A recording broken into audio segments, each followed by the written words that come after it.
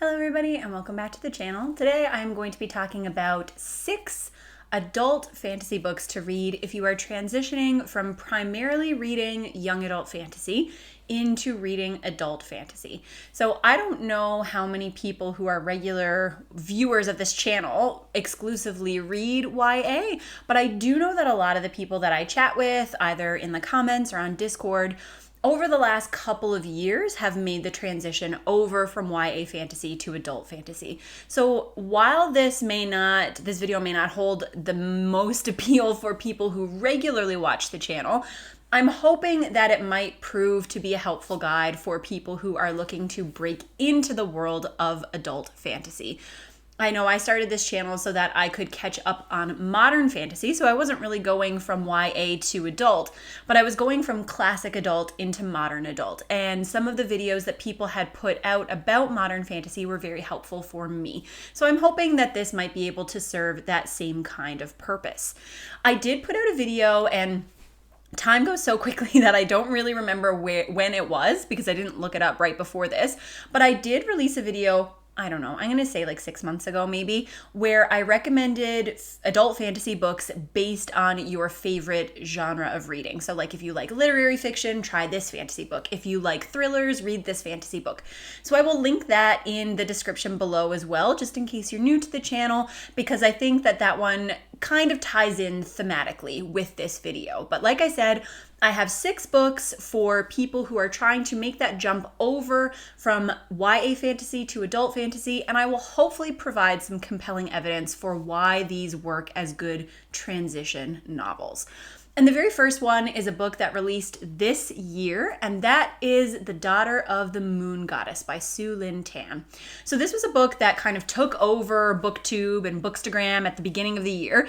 It was very well marketed and very popular. It had a gorgeous, gorgeous cover, and I think appealed to a lot of readers because it was a mythological retelling, but dealing with something outside of kind of the common Greek mythology that we see a lot in fantasy these days. So this is based on the legend of the moon goddess and was taking sort of a different sphere, I guess, in focusing on the daughter of this moon goddess. So the basic setup for the story is that this young woman lives on the moon with her mother, who has been exiled there, and no one knows of her existence. So she has been born in secret, and her mom is raising her in her exile, and they're both trying to not draw any attention to the moon because they don't want anyone to find out that she is there. One day, events occur that does draw the attention, or the events do draw the attention of the celestial kingdom beneath, and so the moon goddess's daughter has to descend to the world below and live among mortals and try to find a way to live her life down there. Her goal is obviously to get back to her mom and to find a way to get her old life back, but while she is in the celestial kingdom, she gets kind of mixed up in the politics and the movements of, how things are taking place in that kingdom. And I think that this is a really good transition novel because there's a coming of age element. So the main character, the daughter of the moon goddess, is adult aged. I believe, I can't remember if it even tells us how old Sorry, that was Pippin got excited about something. But I was saying, I don't know if it tells us how old she is, but she is a young woman who is trying to find her place in the world. Obviously, she's been thrown out of the only world that she knows, and she's trying to adapt and develop skills and find a place for herself. So there is that kind of coming of age element. There is also a very heavy romantic subplot in this book, and that's something that's really common in YA fantasy as well. So if that's something that you're used to having as a part of your YA fantasy, this is an adult fantasy that does integrate those threads, I would say, just as strongly as a lot of YA fantasy does.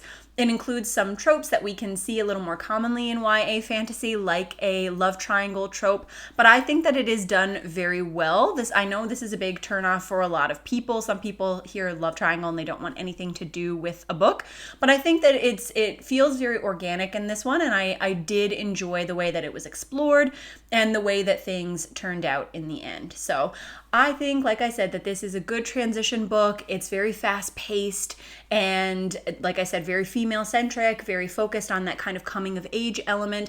And it's just a really fun book. So I think that it would make a great choice if you're trying to expand your reads and delve a little more deeply into adult fantasy. The second book is one that is drastically different in tone from Daughter of the Moon Goddess, but I think works as a transition novel for some of the same reasons. And that book is Empire of the Vampire by Jay Kristoff. So this is Jay Kristoff's most recent release. He is very well known for his Nevernight trilogy, which again, I think is like a pretty decent crossover between YA and adult fantasy, but I chose Empire of the Vampire for a couple of reasons. So this book centers around our main character whose name is Gabriel, and he is essentially a vampire hunter. So he's part of a holy brotherhood that is responsible for trying to kind of maintain the light. And in his world, I guess the world has been cast into darkness for a number of years. And what we see is a dual timeline. Actually kind of a triple timeline. So we have a framing narrative, which is pretty common in adult fantasy, where we have Gabriel in the present who is telling the story of his life. And the story that he is telling is coming to us in two parts. So we see him as a young man. So we again get that coming of age element. We see him as a young teenager as he is, I guess, inducted into this brotherhood and he's going through the training process.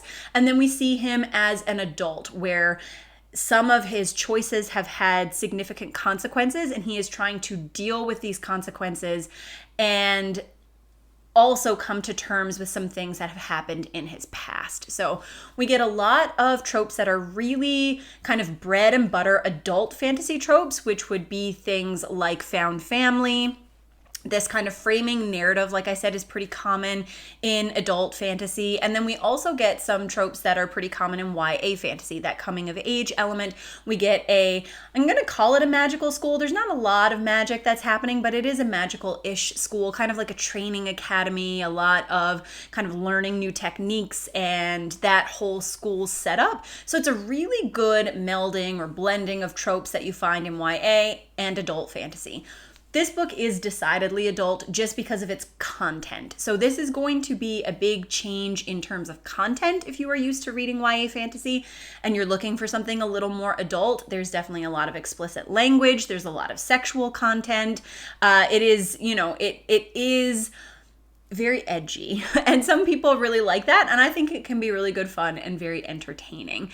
But in terms of things that I think will appeal to frequent YA fantasy readers is that the pacing is excellent. This clips along. It's a very big book. I don't remember how many pages it is, 800 pages or something, and it is super easy to binge. It has, again, a strong romantic subplot. And I think just the characterization of Gabriel, especially when he's younger, resonated with me as feeling very similar to characters in YA fantasy that I had read. So this is a book that in terms of presentation and technical style feels like a YA fantasy, but in terms of content, if you're looking for something a bit darker, a bit bleaker, then definitely adult in that way. So I think that this makes a particularly good transition novel. After that, we have my particular favorite on this list, and that is the book Black Sun by Rebecca Roanhorse. I read this for the first time last year. And then I read it a second time this year in anticipation of the second book coming out. But this is the first book in I think what is supposed to be a trilogy, but I'm not 100% sure. It will be at least 3 books, but I don't know if it is supposed to be longer, like a quartet or more. And it is a very unique fantasy setting. So this is set in the pre-Columbian Americas. It's based on real-life civilizations that were found there. And it follows a trio of characters. There are a couple of other perspectives that kind of sneak in at the end, but there are really 3 main characters. So we have Narumpa, who is a priestess who is trying to make sure that her order stays relevant in terms of helping people, but also being respected by people. And then there is Shiala, who is a sea captain who has a mysterious past that will unfold over the course of the novel. And then we have Serapio, and Serapio is a young man who has been brutally disfigured and has been trained his entire life to play a specific role in an ancient prophecy. And the book takes place, it's kind of a countdown, and it takes place leading up to this event called the Convergence. And just like there is a convergence in the book, we are also watching our main characters converge, and we're seeing how their stories are going to intertwine and how they're going to influence each other. When I first read this, I was super surprised because I hadn't heard anything about it. I think I watched a random booktube video and I thought, that sounds really cool. So I picked it up from the library and loved it. I bought it and I really, really enjoyed it both times I read it. It is very unique in terms of setting and imagination, and I thought that the writing in this first one was also very tightly done, and it made me excited for the rest of the series. Why I think it would make a good transition novel for people who are moving over from YA is, again, I think that in terms of style, it's pretty easy to get into. It is pretty fast paced. There's not a lot of dense writing. There's not a lot of place names or like really complicated fantasy locations to sort out. We have our main characters. There are a couple of different locations, and though they definitely sound different from a lot of the typical European inspired fantasy, it's not like there are lists and lists of names of places or people that you need to memorize in order to get into this series. There's great representation, which is something that YA fantasy has been doing really well for a long time, and I think has taken a little bit longer to trickle down into adult fantasy. So in terms of gender expression, sexuality, ethnicity of characters, there's a lot of representation in this series and done in a way that feels very naturally. There's nothing that feels forced or like the author has shoehorned it in without actually caring about any of those characters or what their backgrounds or their identities mean. So that is always appreciated as well. And I think it's just the characters are very easy to fall in love with, and the story is just intriguing. It's really, really good. This is, like I said, my favorite of the books that I have listed here, and I think makes a fine transition from YA fantasy into adult fantasy. After this, we're going to hit something that's a little more classic. So if you're looking for something with classic fantasy vibes, but you're really used to reading YA fantasy, you haven't done a lot of the classic fantasy, like adult fantasy series like The Lord of the Rings or Wheel of Time or any of those longer ones, I think a good place to start with your introduction into something that feels more classic is the Rairia Revelations by Michael J. Sullivan. This is a series that I have not finished, and to be like full transparency, is not my favorite series, but I have read a lot of classic fantasy. So there wasn't a lot in the Rairia Revelations that felt new to me. But if you are not someone who's used to reading a lot of classic adult fantasy, I think this is a great place to start. I have heard that Michael J. Sullivan, I think, started writing this series for his children, or maybe one of his children who has a learning disability. I'm not 100% sure of that, so if you're a big Michael J. Sullivan fan and that is not the truth, then please correct me in the comments. But I believe that that's how this series came about, and it has a very accessible style, and I think intentionally so.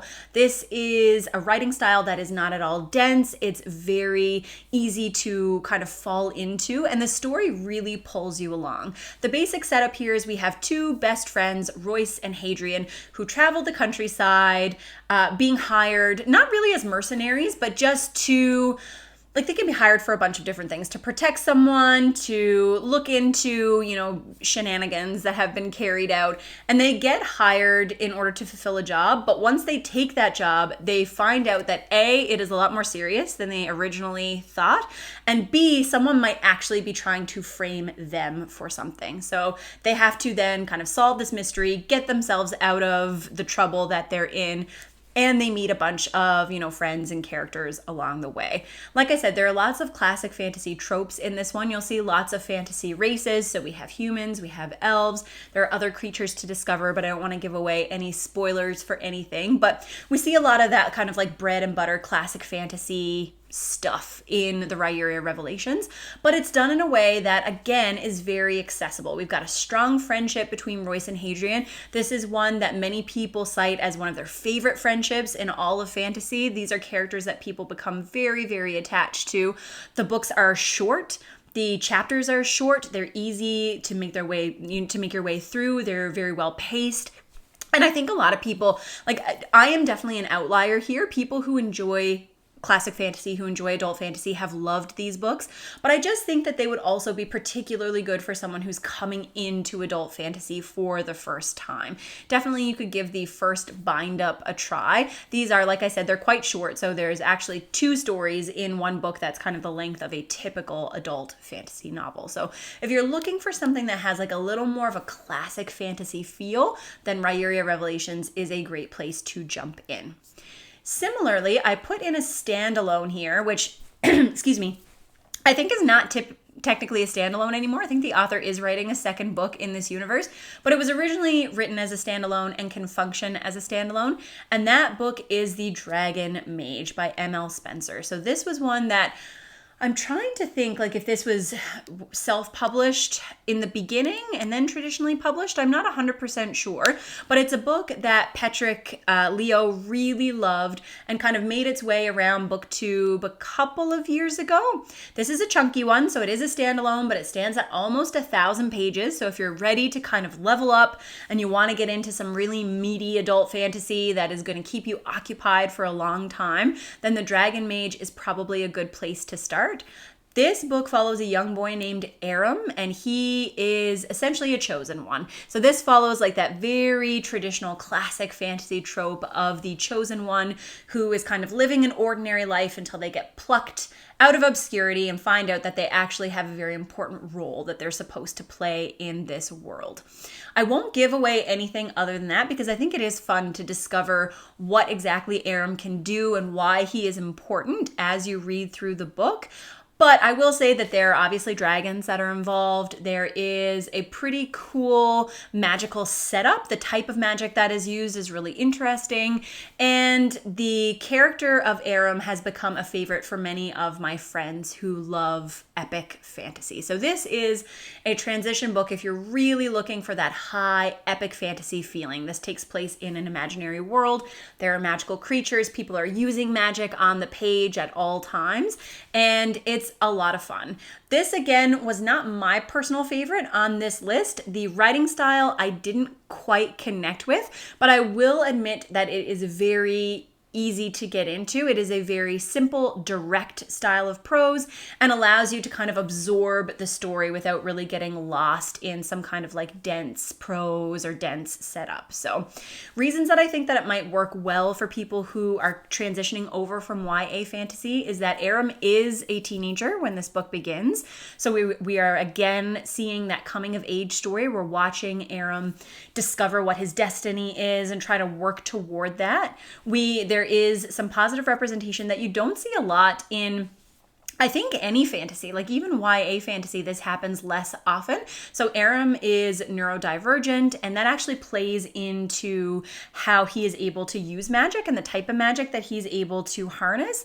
And I know that this has been accepted really well by some friends that I know who are readers of adult fantasy who are also neurodivergent and on the autism spectrum. So they have really connected with Aram and found that he was a hero that they could see themselves in and really enjoyed that aspect of it. And I think that this is definitely an area in fantasy in general where we could see more characters and we could stand to see more representation. So if that's something that's important to you, then that's definitely a good place to jump in as well. Like I said, the thing that makes this one a tiny bit intimidating is just the length. This is a chunky book, so you definitely want to make sure that it is a topic that you are interested in and one that you think that you are going to enjoy, because it does take a solid investment of time to get through it. But I think that it is a good choice in terms of finding somewhere to transition into that epic style of fantasy.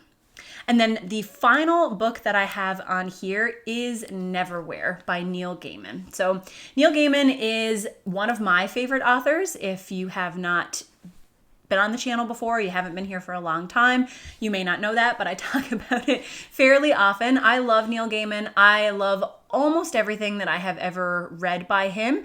And Neverwhere, I think for me personally, kind of sits in the middle of his bibliography. It is not my favorite book by him, but I do really enjoy it. This is his foray into urban fantasy. For anyone who doesn't know, Neil Gaiman is a very versatile fantasy author. He writes middle grade, YA, adult, urban fantasy, magical realism. Like he writes a ton of stuff.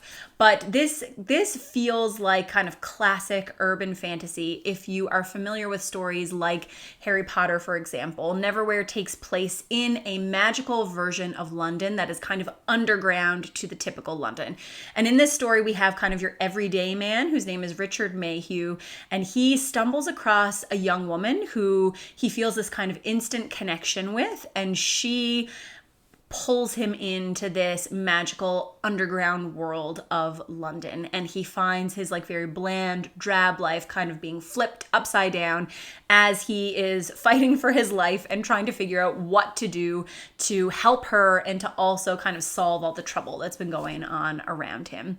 This is really fun if you have not read a lot of urban fantasy, which basically just means like fantasy that takes place in our world with maybe some magical adjustments or some minor adjustments. This is a great place to start. Again, I think that there are a lot of classic tropes in Neverwhere, so if you're someone who's really well versed in adult fantasy, some of this may feel not overdone, because I think that Neil Gaiman, there's just something magical about his writing that to me at least makes it never feels like it is cliche or overdone, but it could feel familiar if you are someone who is used to reading a lot of adult fantasy. But if you're coming into adult fantasy for the first time, I think it's a brilliant place to start.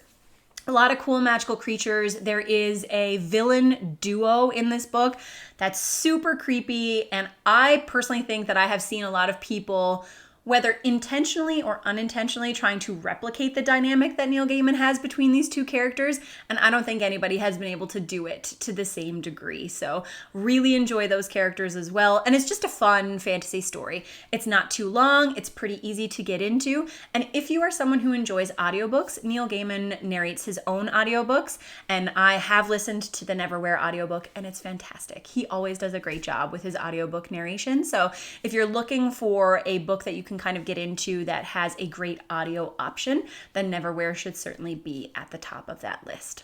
But that's it. Those are the 6 books that I think would make great transition pieces if you are moving from YA fantasy to adult fantasy, or even if you just intend to read both of them. I don't mean to sound like YA fantasy is something that you need to grow out of. It might be that that's just the style of book that you like, but you're looking for something in that vein or that has that appeal that deals with characters who are older, because, often people would like to read about characters who are in the same stage of life as them, but that doesn't necessarily mean that we want to read a 10-book series where there are 20,000 names to memorize and things seem very slow and very dry. So if you want to have some books that feature adult characters that are portrayed in a way or that are written in a way that feels very familiar to the types of YA fantasy that you have been enjoying, then I don't think that you could do poorly choosing any one of these 6 books. So please let me know if you have read these. If you are someone who has enjoyed both YA and adult fantasy,